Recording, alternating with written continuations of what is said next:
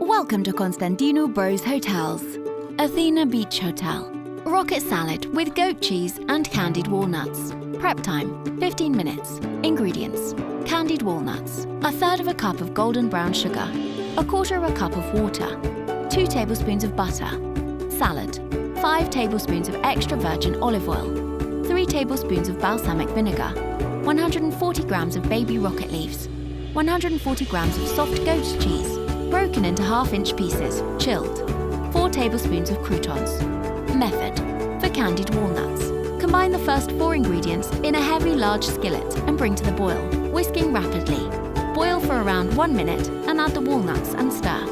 Toss the walnuts in the syrup until the syrup forms a glaze on the nuts, which takes about 3 minutes. Transfer the nuts to a sheet of foil sprayed with oil and quickly separate nuts with a fork. For the salad, whisk oil and vinegar in a small bowl. Season dressing with salt and pepper. Add the dressing into the large bowl and toss the salad in the dressing until the salad is evenly coated. Place the rocket leaves in a large bowl and add in nuts, croutons and goat cheese. Culinary Art by Constantino Bros Hotels, Paphos, Cyprus.